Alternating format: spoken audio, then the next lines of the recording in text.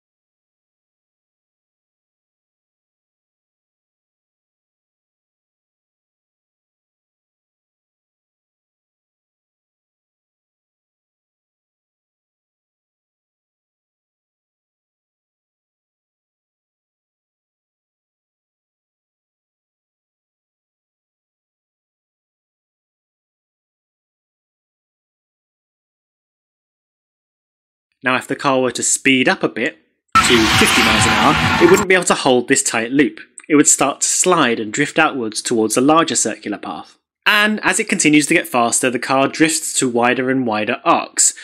Now all of this was just to reinforce the idea that a bigger arc, a curve with a bigger radius, a longer corner, will allow you to drive faster through it. So, looking back at our corner. A simple, single radius corner with no complicated tightening parts or whatever that we discussed in the last video. If we want to find the fastest line through this corner, we just have to find the circle that takes us from the outside of the track, clips the inside in the middle, and then launches us back to the outside of the track on the other side, right? Well, not quite, as it happens. While you can, given all the measurements of a corner, calculate and plot the mathematical racing line we just discussed, things aren't all that simple. Let's talk about the apex for a second. Now, the apex, when mentioned by drivers and commentators, is the inside-most point of a corner that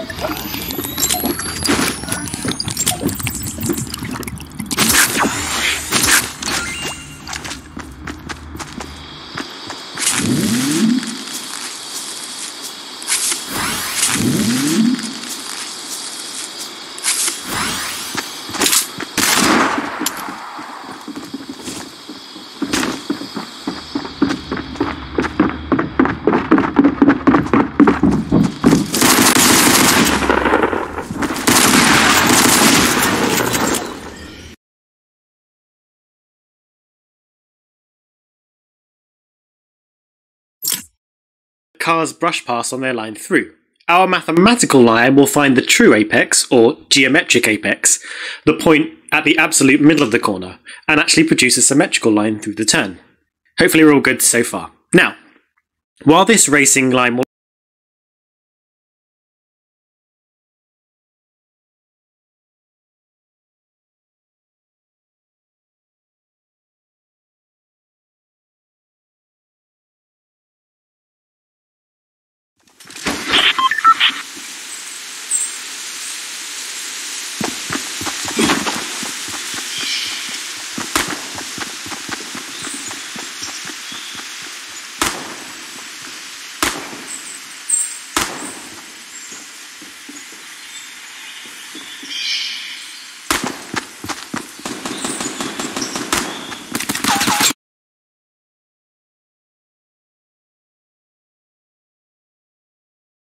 absolutely give you the fastest way through the corner, it's often not the best line to take. Remember, you're not trying to maximize your speed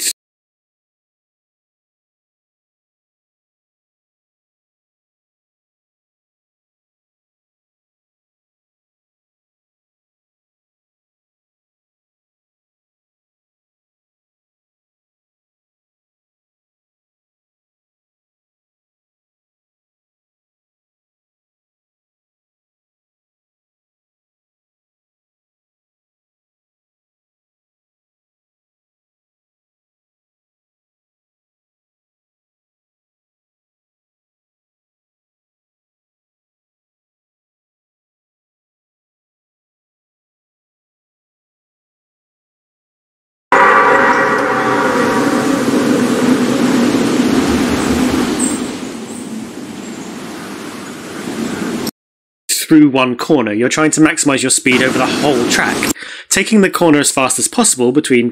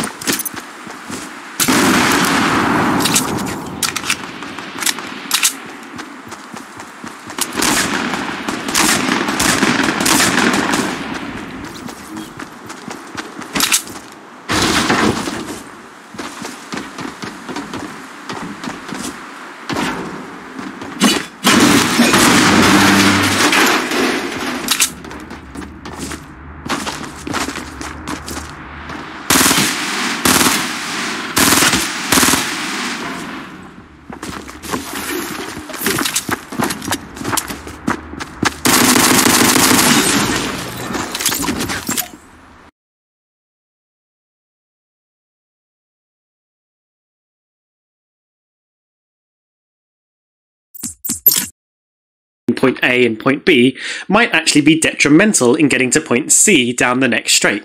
So how do we maximise our speed from A to C? So this part here is a straight, and what are straights but acceleration zones? A moment wasted not accelerating will hurt you getting to higher speeds at the back end of the straight, which can add up to some pretty massive deficits. So, a driver will actually brake a bit later and harder, turning into the corner later, but straightening up much earlier. They'll brush the inside of the turn later through the corner, which is known as taking a late apex, all in service of creating a much straighter line out of the bend.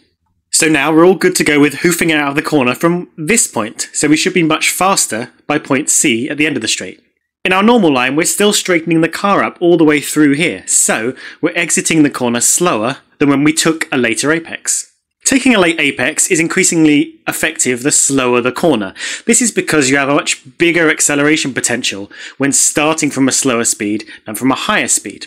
This is why hairpins in particular are taken with such a maximally late apex approach, distorting the racing line much more than the faster gentle corners.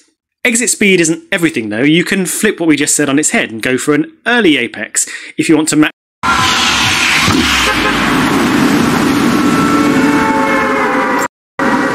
maximize entry speed, throw the car into the corner and sacrifice the exit speed trying to sort the car out. Now why would we ever do this? Well, what if our corner was followed not by a straight, but by another corner or sequence of corners? In this case, we don't care about exit speed from the first corner that much, as we're not trying to maximise acceleration here. Instead, we care about position and stability, so we can take the next corner as fast as possible. In fact, in a sequence of turns, be it chicane or any kind of complex, you're really looking to maximise your final exit acceleration, while taking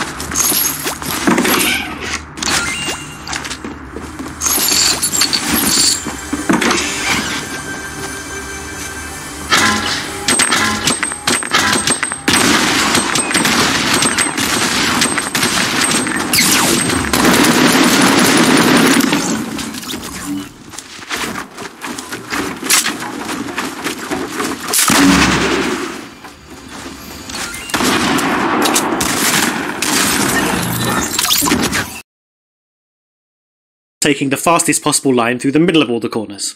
In which case, you'll probably take an early apex here on entry to the complex, take the more mathematical path of least resistance through the middle, and, if possible, get yourself a nice late apex at the exit. Through a sequence, you might not want to exit an early corner as wide as possible. Instead, you may need to keep the pace steady and stay tucked in, ready for the next corner. All sequences are different, and working out which turns are the most important to carry speed through is part of a driver's skill. Now, you may have heard commentators talking about the karting line. So, what is this? Well, for reasons I don't need to go into in this video, it's often faster for karts not to hit the apex through some corners, but instead take a wider line. See, karts travel faster when keeping momentum instead of hard braking, turning, and accelerating, as they are naturally very slidey and unstable. Now, why would an F1 car ever take this line? One reason is if its tyres are absolutely knackered. Another might be if it rains. When the track is wet, there are two good reasons to take a wider line. One is for a very similar reason to the karts. It's better and faster to keep momentum through the corner than trying to brake hard, turn fast and accelerate from low speeds on a slippy surface. The car is much more likely to get away from you when you're being a bit dramatic, using techniques designed for the grip of a dry track. Secondly, if there's been dry running, the dry racing line will be covered in a layer of rubber. This rubber becomes super slippery when wet, much more so than the track itself, which has grain and texture to displace and absorb the water. Taking a wider karting line avoids the rubber through the slipperiest part. Grass or a big hefty barriers are hit. In the end, the lines through the corners will bear out from the many qualities of the nature of the whole track. You could pick up the Variante Ascari chicane from Monza and stick it into Monaco, and people would take it very differently. Watch cars through corners and try and work out the decisions being made by the drivers as they take their lines. And I haven't even mentioned how lines change again if being made by the drivers as they take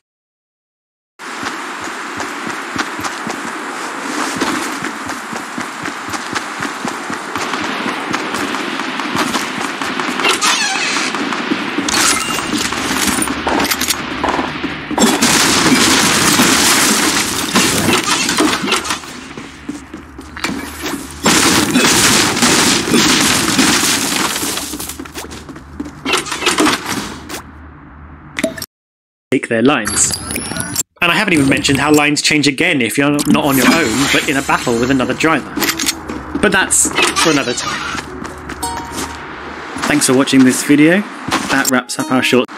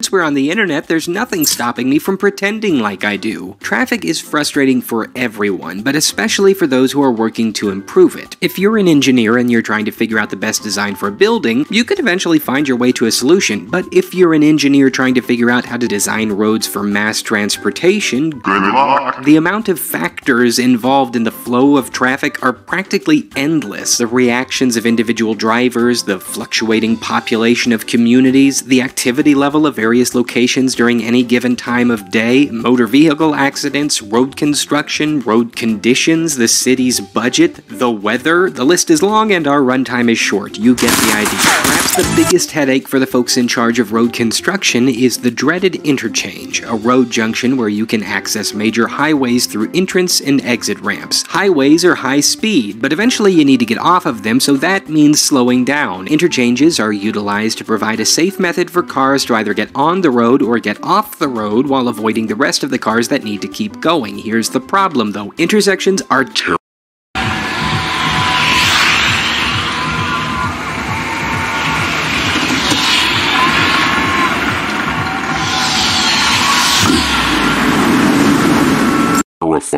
Where two two-lane roadways intersect, there are 32 opportunities for drivers to collide into each other. Have fun sleeping tonight knowing that, but there's good news to be had. Engineers are finding ways to fix this. Enter the diverging diamond interchange. First employed in 1970s France, the design has been retooled and is now slowly yet surely making its way to the United States. I know this because I live in Springfield, Missouri, the first city in the US to use them. Springfield is the perfect mass transit guinea pig. It's a former small town with a growing population that has the perfect mix of back roads,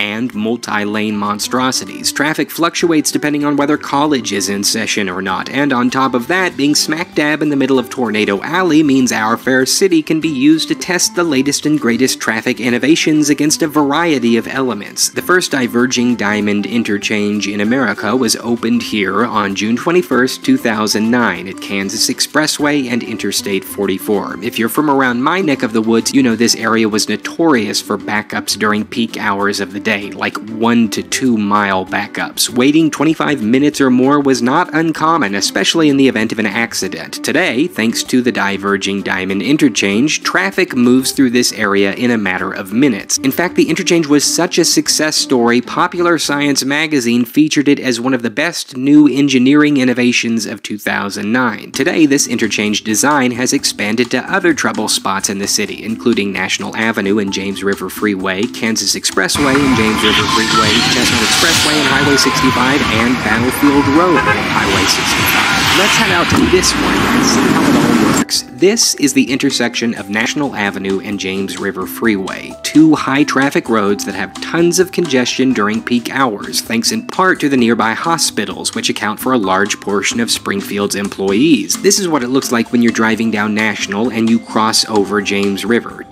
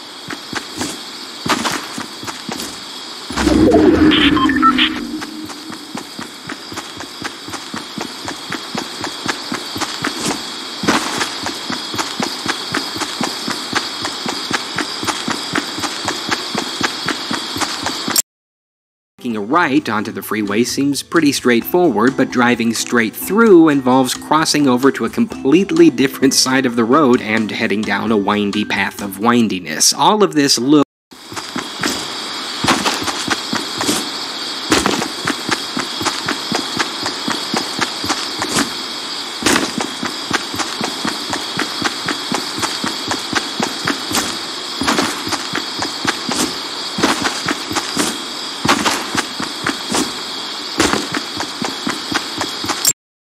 and feels terribly confusing the first time you do it. The tilted traffic lights in the middle here made me freak out the first time I drove past them, yet for whatever reason, when you follow the dotted line, you're not sure why it works, but it just does.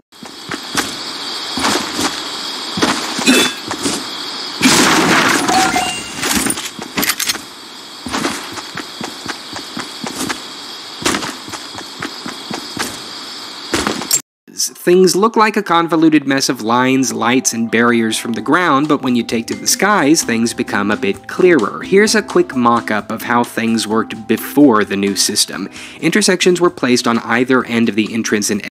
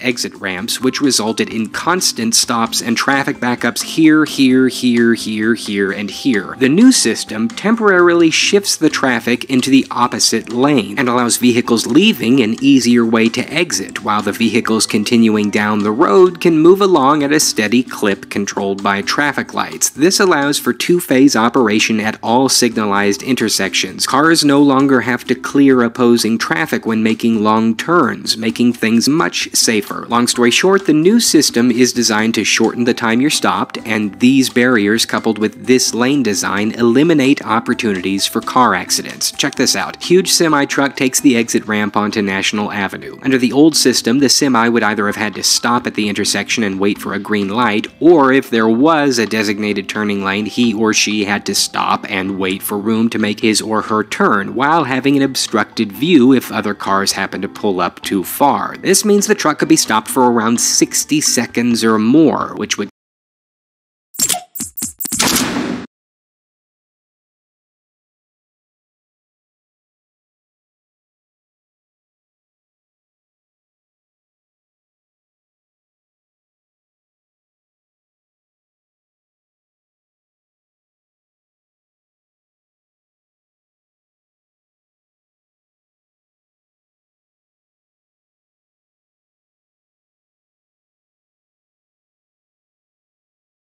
cause a traffic backup on the ramp, which would stretch out onto the freeway itself. Very dangerous, lots of accidents happen this way, believe me. The new system, he yields for a few seconds, and he's on his way. Or she. You get what I mean. The truck's stop time is shortened, there's plenty of space for other vehicles to cohabitate, the driver's field of view is no longer obstructed, and because the same system is being employed on the other end of the interchange, the traffic that stopped the truck before is moving, so yeah, no backup. By the way, I love this. Check out how easy it is for big rigs to make a left onto the highway now. No stop. Easy visibility, and they've eliminated the possibility of accidents from oncoming traffic because there is no oncoming traffic. That's been shifted to the other side of the road. Flip the pick around and you'll see the benefits go both ways. Now maybe this makes sense to you, maybe it doesn't, but let's address the biggest complaint naysayers seem to have about this design, namely it's too confusing to know what to do. It really isn't. The cool thing about this design is that, well, you don't really have an opportunity to mess up. If you had never seen this intersection before and you suddenly came upon it, you'd come to a stop at the red light, and once it turned green, you'd follow the lane, and you'd get through it. These barriers prevent you from driving anywhere other than where you're supposed to go. The road itself is designed to eliminate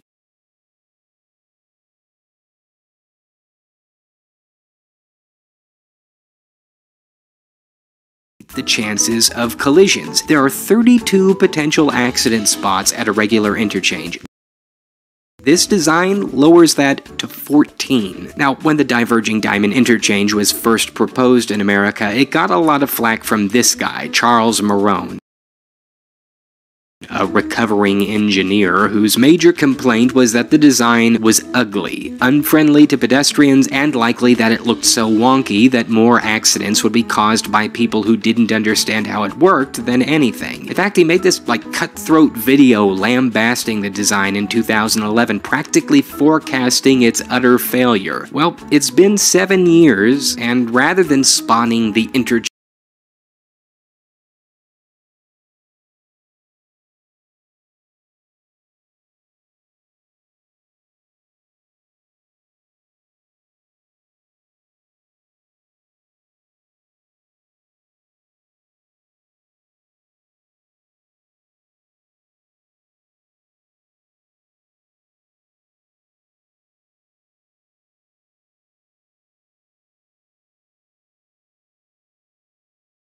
apocalypse, it turns out injury accidents at these locations have seen a 60% drop. The study of traffic and mass transportation systems is incredibly complicated. I just can't explain it all in a YouTube video. The point a lot by teachers who show my videos in their classrooms.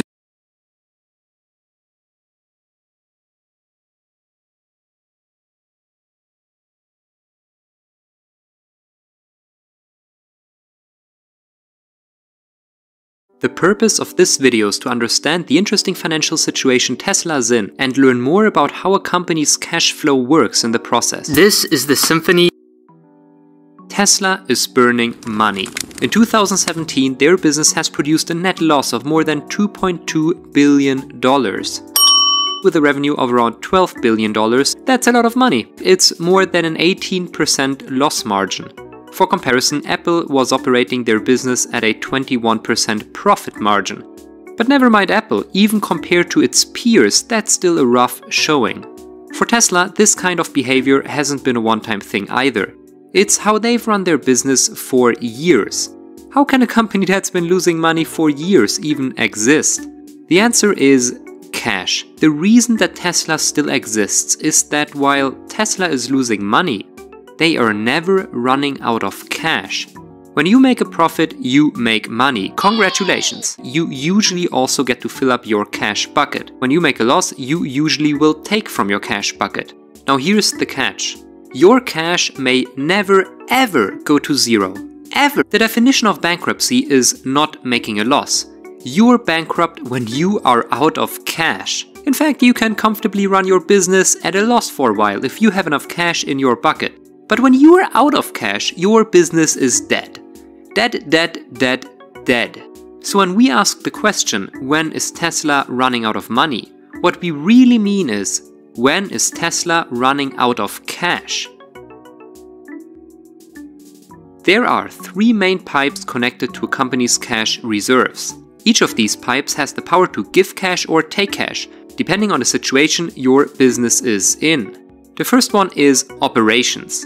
This is the cash your core business produces. The cash you get from selling whatever you sell, minus the cash you lose from paying whoever you have to pay.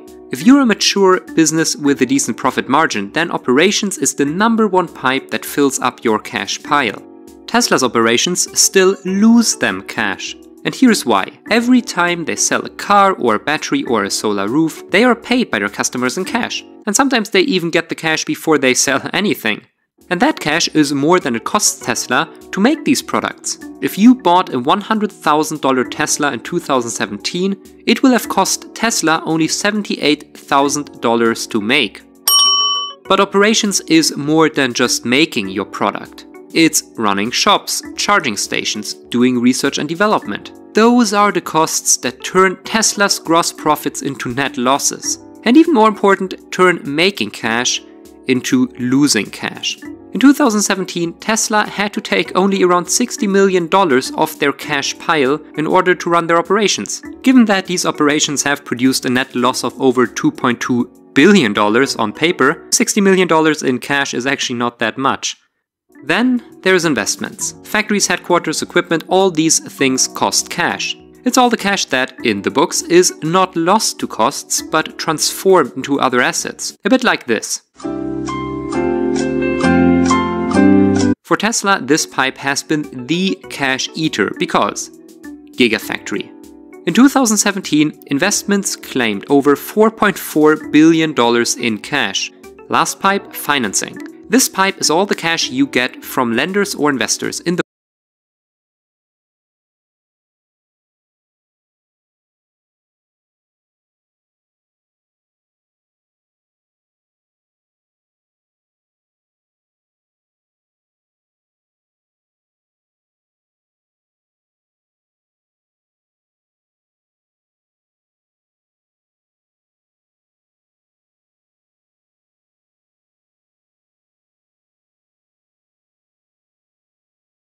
form of loans or investments. When you take a loan or raise an investment, this pipe gives. When you have to pay back your loan or dividends to your shareholders, this pipe takes. For Tesla, this pipe has been the big giver. In 2017, it provided Tesla with just over $4.4 billion in cash, an amount of money that might ring a bell. The art of good financial management is to keep these three pipes in balance. When you take too much cash too often, your business is broke. When you produce too much cash, your business is inefficient or perceived as running out of ideas. For Apple, these pipes currently look something like this. They have been producing way too much cash over the past decade. What shareholders would have loved to see is this: Apple having plenty of new ideas about how to invest $200+ billion into the future. But instead we got this: Apple returning hundreds of billions of dollars to their shareholders in the form of dividends and stock buybacks. So we have one company producing more cash than they know what to do with, and another that has more ideas than they are making cash for. Are you thinking what I'm thinking? Yeah, unfortunately, these two gentlemen don't think the same thing. This is Tesla's lifeline. As long as lenders and investors are willing to fill Tesla's cash, they will march on. Should they decide to cut it though, Tesla is truly doomed. What would it take for them to stop pouring cash down that pipe? Lenders are a simple folk. They give you a specific amount of cash for a fixed amount of time to get it back with a specific amount of interest. Simple. They mainly concern themselves with two numbers. First, how likely are you to repay them, and second, what yearly interest should they charge. The higher the first number, the lower the second one, and vice versa. Tesla has raised $3.2 billion in debt in 2017 alone. Very likely not the last time, and that's okay, because all Tesla needs to do to keep borrowing money is keep this number stable, and lenders will keep giving at affordable rates. So how is this number determined? By so-called CRAs, or credit rating agencies. These rating agencies come up with ratings of specific companies through a beautiful, simple, transparent process which always works. Tesla is currently rated at a B2/B3, depending on the class of debt, according to Moody's. Pretty much a meh grade for a company that is so hyped, because 1. Tesla is losing money, and 2. Tesla already has a total amount of debt of $10.4 billion, or almost 90% of their revenue. That's high, although compared to their peers, surprisingly okay. God, Ford really has a debt problem. As for Tesla, if they can keep growing at their current rate, and eventually turn losses into profits, they will be fine. Then Tesla can finally start to rebalance their pipes. That very same rationale is why investors keep investing. The most common way for young companies and startups to fill up their cash pile is by creating new shares in your company and then selling them to interested investors. This process is called a capital raise. And if you want to understand the exact mechanics of how it works, I can only recommend this video by a younger me. Links in the description. Tesla went public in 2010.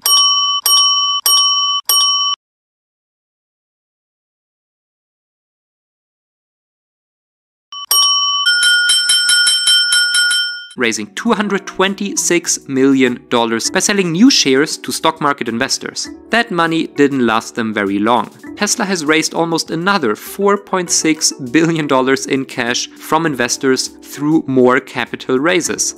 Swapping cash for newly printed shares is a great deal for Tesla. Because first, since their share price is quite high, Tesla needs to print only very few shares for a lot of cash, which means that 2.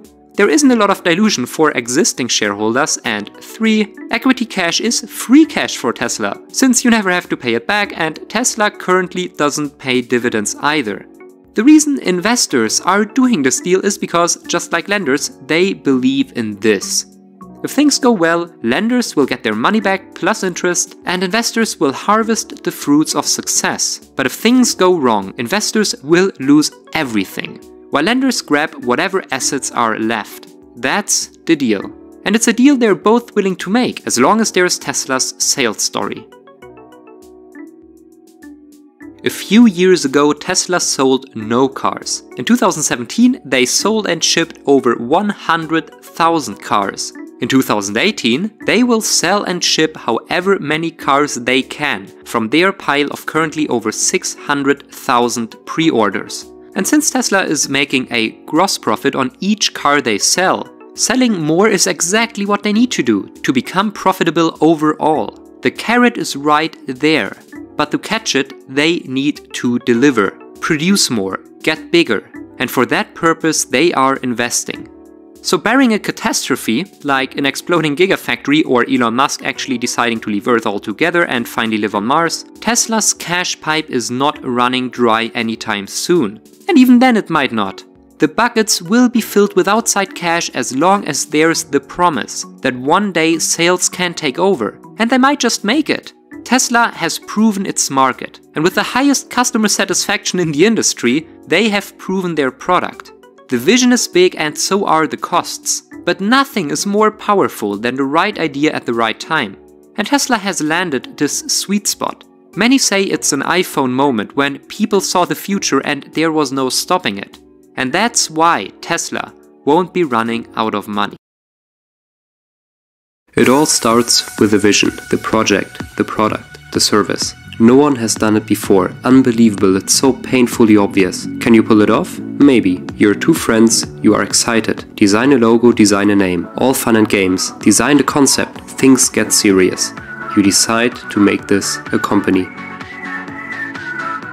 You need a structure. A legal structure. How much will that cost you? In the US, incorporating a company will set you back anything between $25 and a few $1,000s. That's in part registration fees, which largely vary depending on where you are, and legal fees, which vary depending on how fancy you need your first shareholders agreement to be. Your incorporation turns out to be on the pricey side. Also, you need to rent a server in order to develop your product. Therefore, you decide to collect some other people's money for it. This early in your venture, who on earth would give you their money? You will get it from family, friends, or by crowdsourcing it. Usually, a newly incorporated company issues 100,000 shares, which are equal pieces of ownership. You need to decide who will get how many of those. You agree on 40,000 shares, or 40% of the company, for each founder, and 20,000 shares, or 20% of the company, for a well-off family friend who buys them for $50,000. It's called an investment, and at such an early stage in your startup, it's called a seed investment. The money he pays now belongs to the company. If the company fails in the near future, which statistically speaking is the most likely scenario, you will probably never see a dime of it again. $50,000 for 20% of the company puts the value of your enterprise at $250,000, which puts the value of your 40% at $100,000. Not bad. Please sign here, here and here. Congratulations, you incorporated your company and finished your seed round of investment.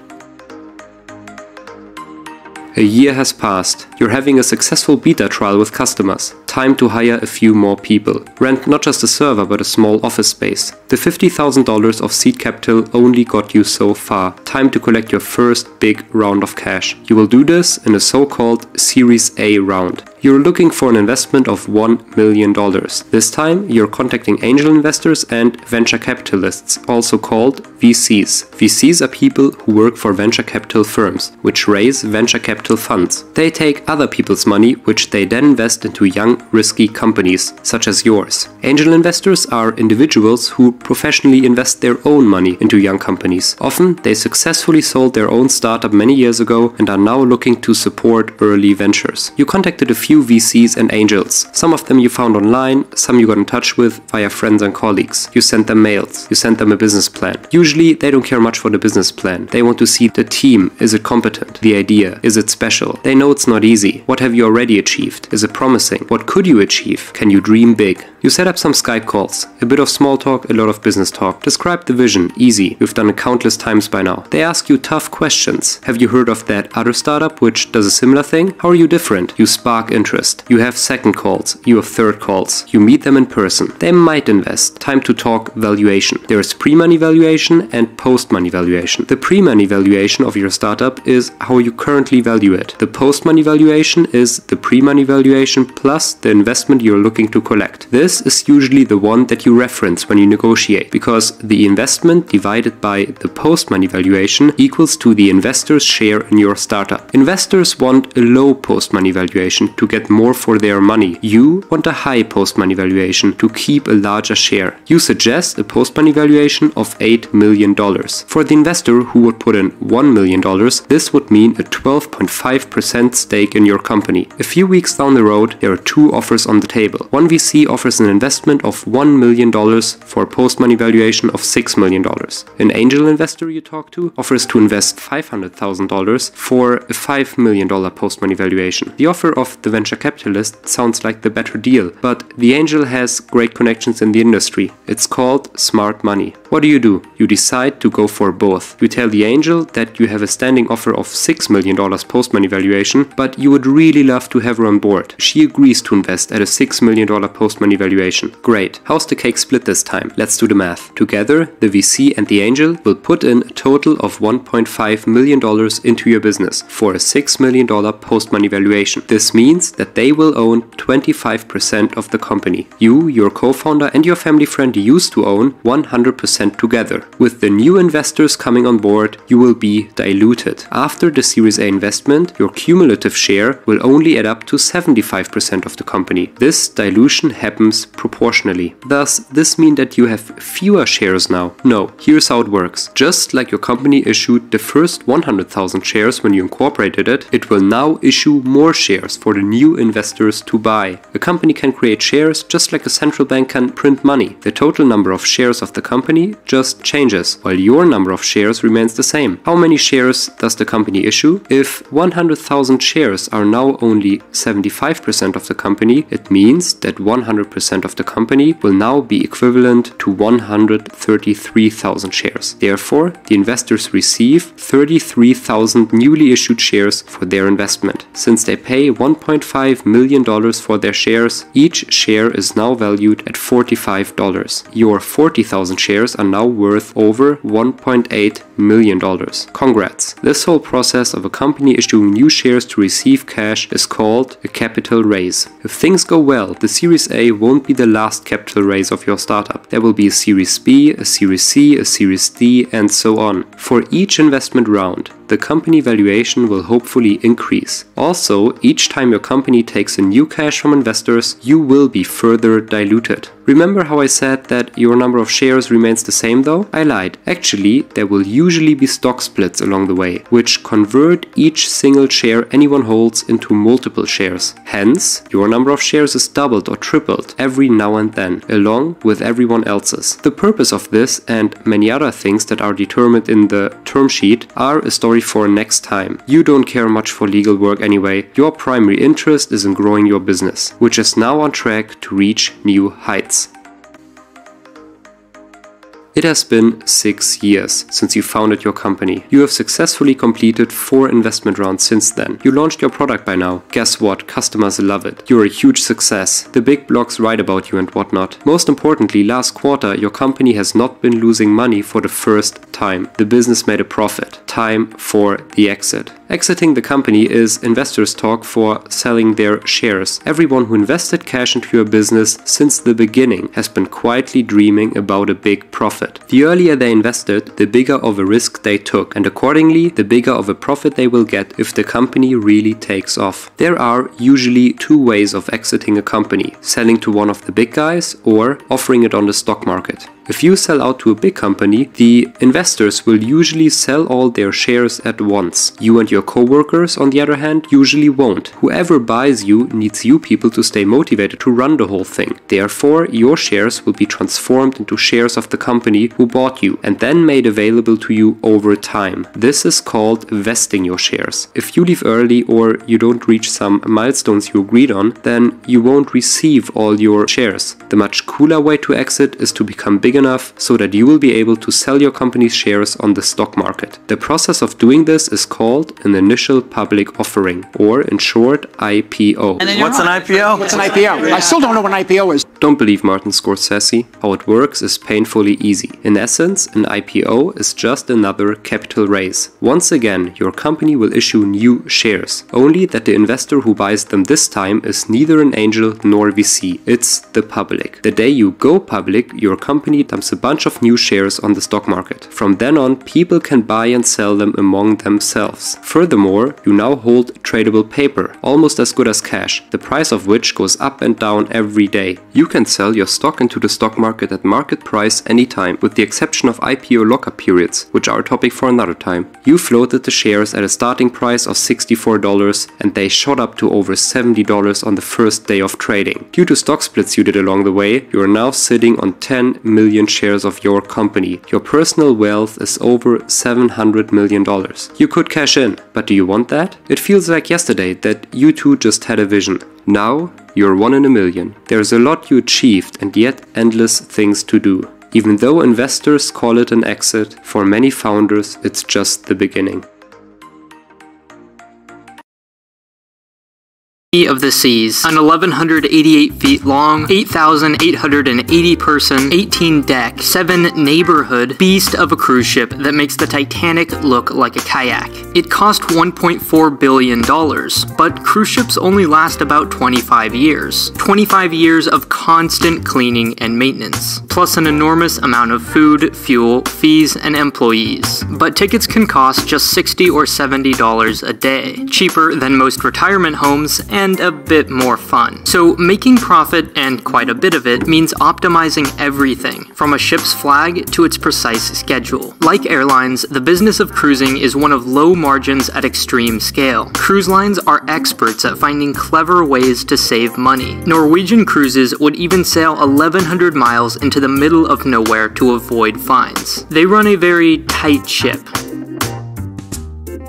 Cruises can be long, short, salty, or not, but they all fall under 3 basic categories. Mainstream cruise lines optimize for scale. They sell lots of tickets for not a lot of money, sometimes even at a loss. The average ticket sells for $1,293, but costs the company even more in food, fuel, wages, marketing, and lots more. If everyone left their wallet at home, these cruise lines would go out of business. But the average person spends $429 on board. They're the perfect captive audience. When your only choices are Pepsi or seawater, they can pretty much guarantee your purchase. Casinos, spas, shopping, and drinks are key to making profit, and why you can't bring your own. And since everyone walks from cabin to dining room at least once a day, that's where they place lounges, bars, and casinos. There's no avoiding them. Premium lines are just the opposite. They make most of their money up front. The no screaming kids on board tax means they can spend more time in ports. And luxury ships may only hold a few hundred passengers, but each pays more than enough to make up the difference. All 3 categories serve very different markets, so a good company catches them all, which is why so many brands are owned by just 2 mega corporations. Carnival owns Holland America, Princess, P&O, and Costa, even an airline at one point. And Royal Caribbean owns Celebrity and Azamara. This way, something like Costa Concordia doesn't damage the rest of the company's reputation. When a ship reaches the end of its life, they can just hand it down to one of their other brands with lower standards. And a cruise ship is a vacation machine, but it can never take a vacation. November to April is when cold Americans escape to the Caribbean, but keeping that many ships there all year round would be extremely costly. So is moving around empty ships from one region to another. So they don't. When Caribbean ships switch to Europe in April, they sell repositioning tickets, a one-way, 2-week cruise from Florida to, say, Amsterdam. This way, the ship is always making money,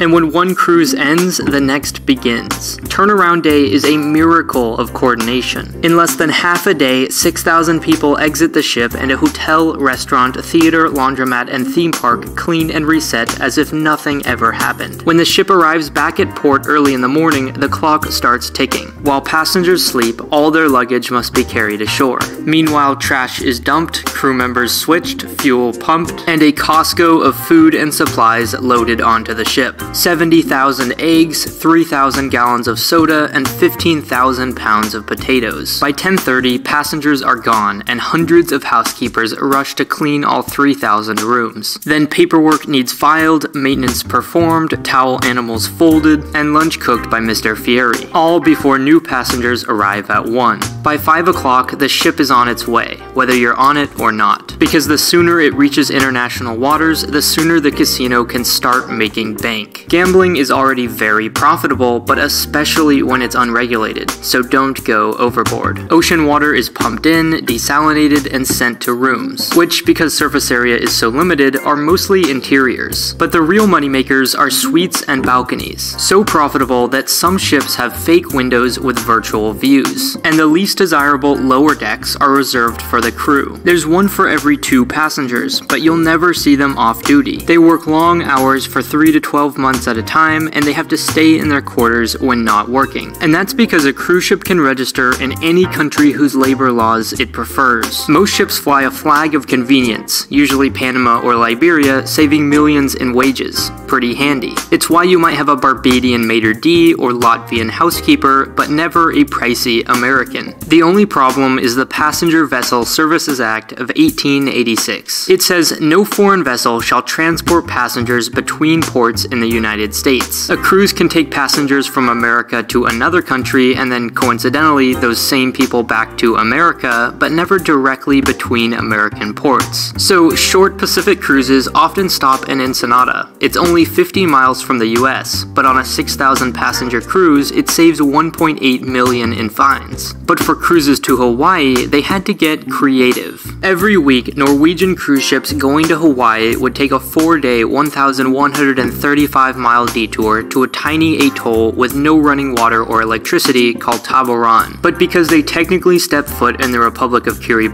the trip is made 100% legal. And then Norwegian built the Pride of America. Because it's registered in the US, it can avoid the detour, but it's subject to American labor laws, which is why many cruises to Hawaii are more expensive. Meanwhile, no port wants to be the next Taboran, so they fight to attract cruises. Cruise lines sell local activities for high commissions, and port fees are passed on to passengers. But ideally, passengers never leave company property. So until 2096, Walt Disney owns a small island in the Bahamas where they take their cruises called Castaway Cay, and now other cruise lines are doing the same. It's every company's dream. From the moment you step on board until you leave 10 pounds heavier, you're under their magic spell. But that's also the beauty of a cruise. Total convenience. The last thing you want to do on vacation is cook or clean or remember passwords. Traveling in general is hard enough, much less remembering airline, hotel, and other passwords. Sitting by the pool, lemonade in hand, and surfing the net is the last time you should need to remember your passwords. Dashlane stores, fills, and can even generate those passwords for you, anywhere in the world across all your devices so you can make them as secure as you want without having to remember. Basically, Dashlane brings the convenience of a cruise to your passwords. Using one password for everything just isn't secure. And if you do what you're supposed to do and make a long, complicated password, you'll never remember it. Do you want to get into your account, or do you not want to be hacked? Those are terrible options, and what makes Dashlane so great. It works on pretty much every platform, and it's not some big, complicated thing you have to set up. It just works. If it finds that one of your accounts is ever compromised, it sends you a notification so you can change your password. For a ton of sites, Dashlane can even change your password for you, with one click of a button. I can't tell you how convenient that is. Why not make your life easier? Your data is worth it. Click the link in the description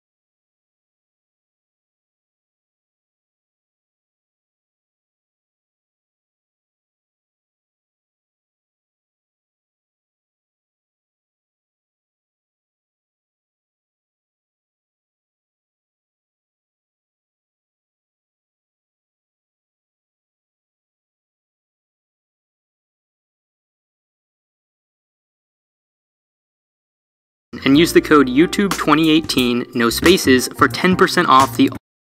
Whenever I play Blitz, I like to land in the center, and you know, it just so happens that Tilted Towers is the center of this match. So we're going to expect a lot of people to be landing here at Tilted. Let's see what we can do.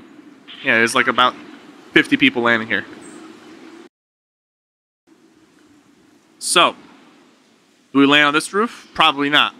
I'm thinking we play it a little bit safe, and we hit this house right here. I see a shield. Somebody's actually inside the clock tower.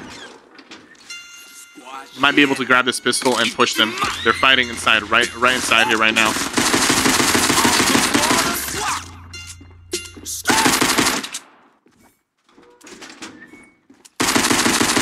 There we go. So I heard some opportunities, and I came and I took the opportunity. Reason I'm up here right now so that nobody can jump me while I'm trying to like shield up real quick. I hear people like really, really close to me. Yeah, some guy's actually just breaking. Oh, he put a trap underneath. He put a trap underneath. He's trying to get me with a trap. Pretty smart. Pretty smart. I won't allow it though. I'm gonna chill right here.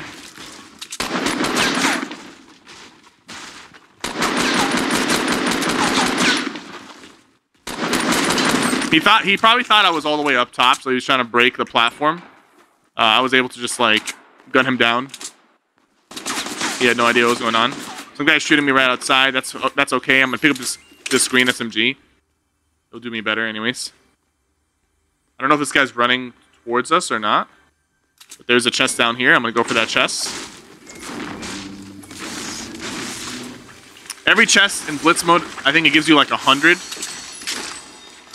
Gives you like 100 wood or like materials, so you can get your mats up very quickly. That slurp, take that upgrade. All right, so we're not in a bad spot right now, mainly due to the fact that we were able to get those early kills, not die right off the bat. We'll drink the slurp as well to get up to like almost max shield.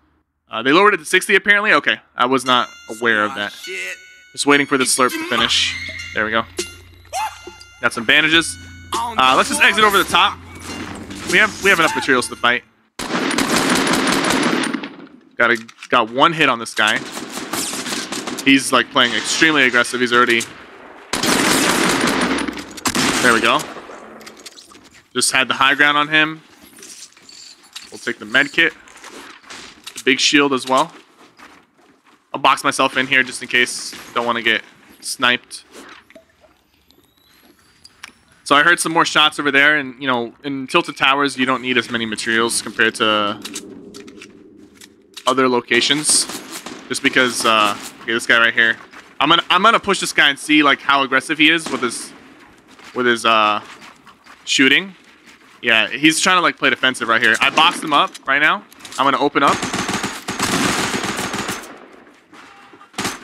This is a bit unfortunate. He's like aggressive. I don't like when they play this aggressive because it makes it a little more difficult to trying to find him. Okay, there he is.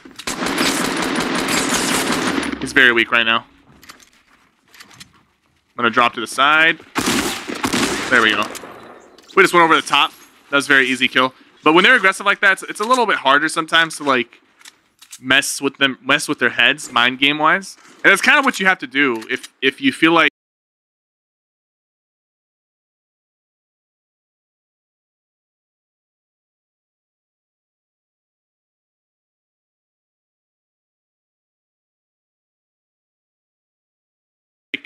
somebody's just trying to like outplay you through editing. The biggest counter to somebody who's trying to like edit their way to you or like counter you like that is to just be a maniac and just shoot your AR or SMG and spam their walls down. Because like the biggest strength an editor will have will be you allowing them to build around them and to like take advantage of that situation through editing. So we got some guy on us right here. I'm gonna push out. I don't want to lose this high ground. I actually want to take the high ground. Got a good hit on him. He's coming up. That was very easy. He didn't build. We were peeking in a way where it was very hard for him to like damage on us. He only ended up doing like 26 damage to us.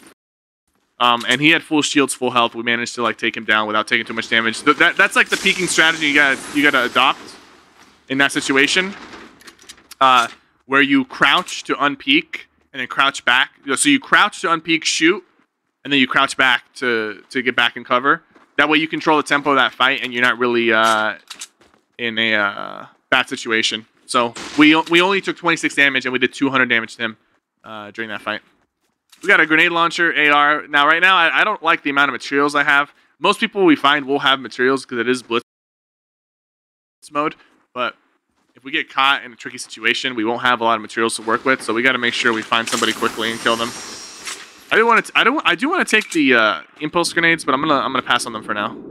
I've been liking the grenade launcher a little bit in this mode because people have a lot of materials, and a good counter to somebody spamming materials is grenade launchers. Okay, so no jump pads. I do locate somebody over there.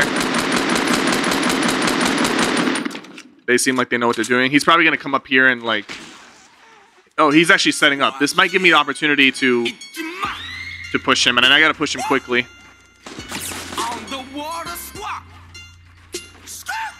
I'm double ramping, and I'm trying to protect myself, and I'm going up as I protect myself. He fell to his death, actually. Whoever this guy was over here knocked him to his death. I don't have any materials, so I have to just like shoot this guy in the face and hope for the best. There we go. There we go. There we go. So that guy over there, he didn't like. I guess he got shot down and he fell to his death. I don't think it was very smart of him for him to build out the way he did, but that worked out in our favor. New shotgun. Let's pick him up. Let's pick up the new shotgun. Let's see what we can do with it. So we have ourselves materials now. You see how quickly we're basically at max materials, because in this game mode it's so easy to get materials. Anybody you kill is gonna have a lot. So those two guys together fed us max. I hear footsteps over here. I'm climbing up. Gotta make sure I get the high ground as soon as I hear stuff. I don't want to be underneath him when he decides to attack me. I think he's inside right here. Yeah, he might be. Or he might be. Yeah, he's exiting right now. There we go. He was running with his back turned. That wasn't very smart of him. You see how quickly though we got on the high ground? You don't want to hesitate in that situation. You want to instantly just, as soon as the opportunity presents itself, you get onto the high ground. We have a jump pad here, and I'm gonna use it to push this guy. He's probably gonna hear me or see me. It looks like he's fighting somebody. He has no idea we're coming right behind him. That was really bad. 99 damage with a new shotgun, not bad. So he boxed himself in. I'm gonna box myself in. I got this over here. I'm gonna do the little emote tactic. Put your hands in the air, sir. Put your hands in the air. Wow, I can't believe I missed another shotgun shot. I gotta get used to this shotgun. Well, it's not really getting used to it. I just gotta stop missing. Somebody is near me getting hit. Oh, somebody's on top of me getting hit. So I'm gonna double ramp up, and I'm gonna protect myself. Wrap around. The double ramping is extremely important in this situation.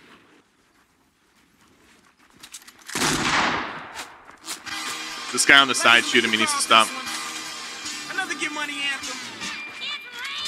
This tree's got to go. I'm gonna destroy this tree right now. I don't like fighting near trees because it makes it harder to build and move around. I'm trying to locate where this guy's hiding. Oh, there he is. I don't know why I'm missing with this shotgun so much. There we go. Oh, how much was that? 190? Jeez. It looks like this guy's pushing us. He is actually, yeah, that's fine. I'm gonna box in. I'm gonna pop one mini, maybe two minis if he lets me. Let's get on top of him. He's pushing straight ahead. Got a good headshot on him right there. I'm gonna drop down.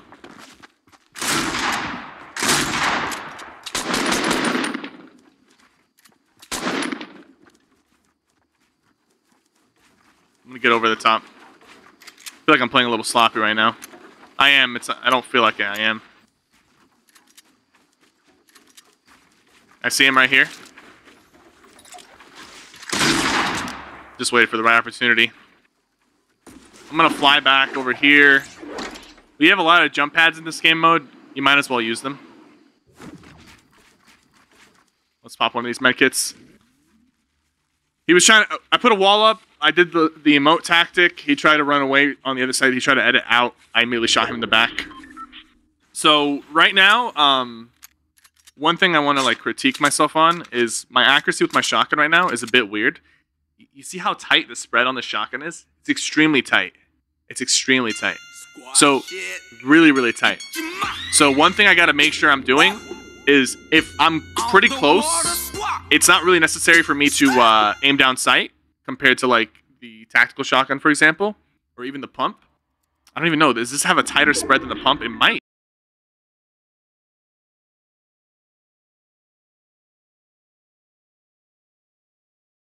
It might. So what I got to do is focus more on my shot with this gun because it's hit or miss. It seems like this gun is either hit or miss as far as the reticle is concerned. With how tight it is, it's very easy for you to just miss completely and not get any damage done to your opponent. So I'm gonna pay close attention to that, and I'm going to make sure that I am are a little more careful with.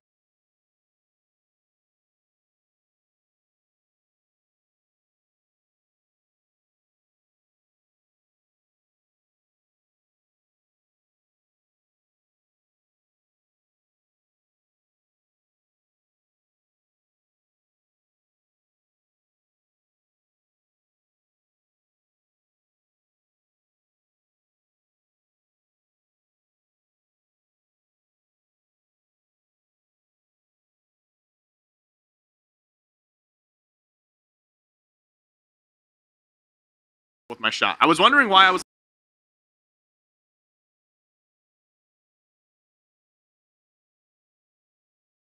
like missing my shots compared to like the pump or the tactical, and I think it's because of the tight spread. So we got somebody over here. We're gonna double ramp. This is double ramping right now. Then we're gonna wrap around, get over the top. He's right there actually. He's trying to push up to us. Don't know what he's doing. Did he fall down? Oh, he did. He took some fall damage right there. So he's probably gonna try to retreat a little bit and heal up or something because he definitely took fall damage there. I'm gonna drop down.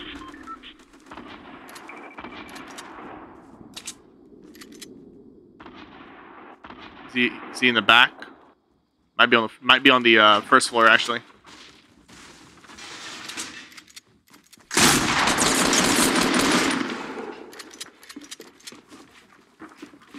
Put a wall up. I don't want him to get a free hit on me right there.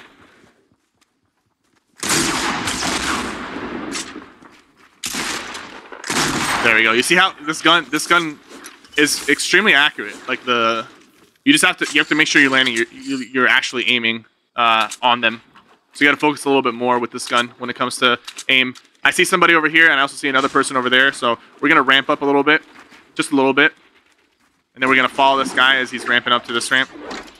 See what we can do. He just used the launch pad.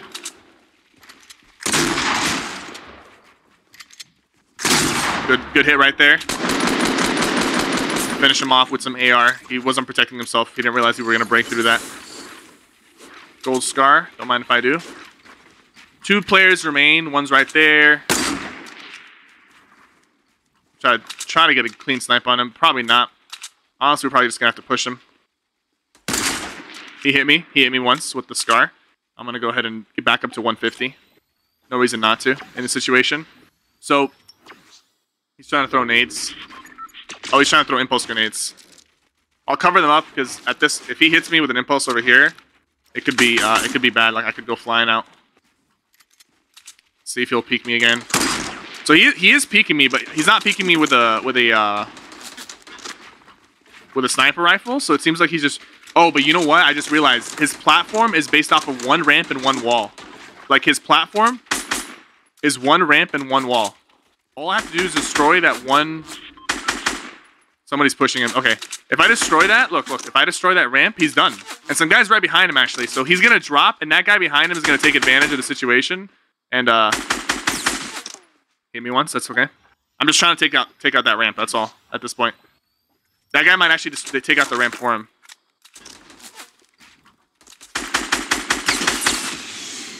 Oh, the other guy's actually trying to hit me with rockets. That's fine. Let them do their shit. That's okay. There we go. Now they're gonna fight each other. Maybe. They might not even fight each other for all I know. Yeah, they are.